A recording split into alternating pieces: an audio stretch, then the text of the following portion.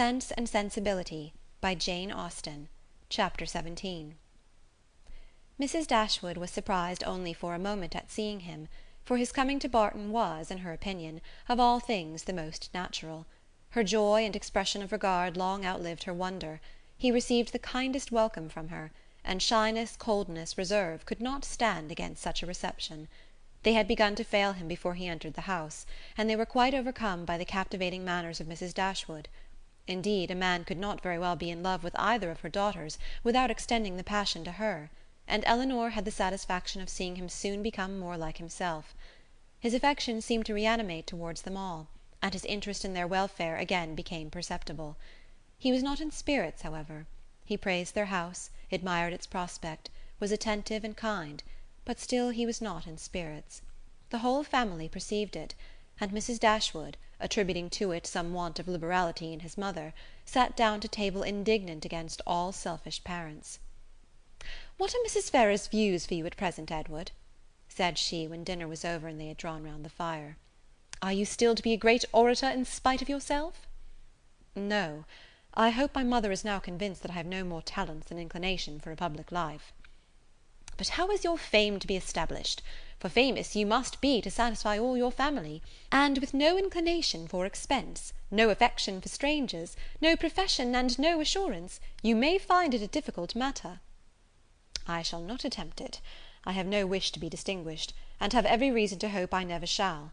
Thank heaven I cannot be forced into genius and eloquence."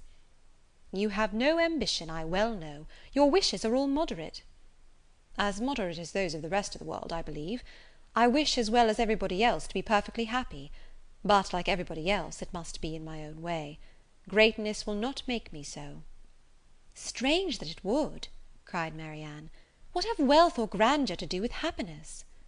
"Grandeur has but little," said Elinor, "but wealth has much to do with it." "Elinor, for shame!" said Marianne. "Money can only give happiness where there is nothing else to give it. Beyond a competence, it can afford no real satisfaction, as far as mere self is concerned." "Perhaps," said Elinor, smiling, "we may come to the same point. Your competence and my wealth are very much alike, I dare say; and without them, as the world goes now, we shall both agree that every kind of external comfort must be wanting. Your ideas are only more noble than mine. Come, what is your competence?" "About 1800 or 2000 a year, not more than that." Elinor laughed. 2000 a year! One is my wealth. I guessed how it would end." "And yet 2000 a year is a very moderate income," said Marianne. "A family cannot be well maintained on a smaller. I am sure I am not extravagant in my demands. A proper establishment of servants, a carriage, perhaps two, and hunters cannot be supported on less." Elinor smiled again, to hear her sister describing so accurately their future expenses at Combe Magna. "Hunters?" repeated Edward. "But why must you have hunters? Everybody does not hunt." Marianne coloured as she replied, "But most people do." "I wish," said Margaret, striking out a novel thought, "that somebody would give us all a large fortune apiece." "Oh, that they would!" cried Marianne, her eyes sparkling with animation, and her cheeks glowing with the delight of such imaginary happiness. "We are all unanimous in that wish, I suppose," said Elinor, "in spite of the insufficiency of wealth." "Oh dear!" cried Margaret, "how happy I should be! I wonder what I should do with it." Marianne looked as if she had no doubt on that point. "I should be puzzled to spend so large a fortune myself," said Mrs. Dashwood, "if my children were all to be rich, my help." "You must begin your improvements on this house," observed Elinor, "and your difficulties will soon vanish." "What magnificent orders would travel from this family to London," said Edward, "in such an event! What a happy day for booksellers, music sellers, and print shops!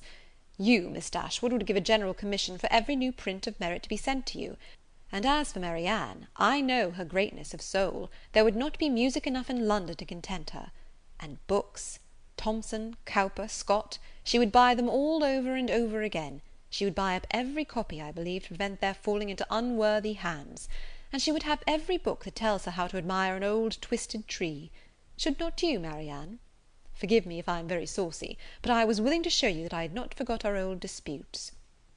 "I love to be reminded of the past, Edward.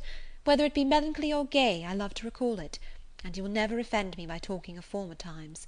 You are very right in supposing how my money would be spent, some of it at least. My loose cash would be certainly employed in improving my collection of music and books."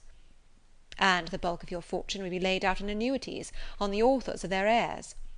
"No, Edward, I should have something else to do with it." "Perhaps, then, you would bestow it as a reward on that person who wrote the ablest defence of your favourite maxim, that no one can ever be in love more than once in their life. Your opinion on that point is unchanged, I presume?" "Undoubtedly. At my time of life opinions are tolerably fixed.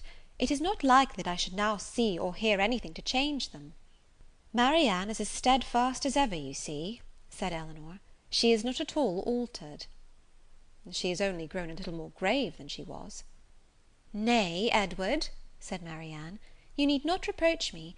You are not very gay yourself." "Why should you think so?" replied he with a sigh. "But gaiety was never part of my character." "Nor do I think it a part of Marianne's," said Elinor. "I should hardly call her a lively girl. She is very earnest, very eager in all she does; sometimes talks a great deal, and always with animation, but she is not often really merry." "I believe you are right," he replied, "and yet I have always set her down as a lively girl."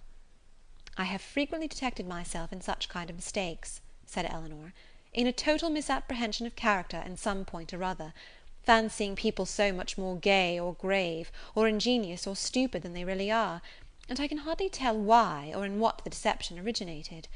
Sometimes one is guided by what they say of themselves, and very frequently by what other people say of them, without giving oneself time to deliberate and judge."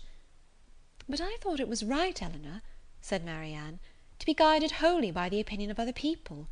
I thought our judgments were given us merely to be subservient to those of neighbours. This has always been your doctrine, I am sure." "No, Marianne, never. My doctrine has never aimed at the subjection of the understanding. All I have ever attempted to influence has been the behaviour. You must not confound my meaning. I am guilty, I confess, of having often wished you to treat our acquaintance in general with greater attention. But when have I advised you to adopt their sentiments, or to conform to their judgment in serious matters?" "You have not been able to bring your sister over to your plan of general civility," said Edward to Elinor. "Do you gain no ground?"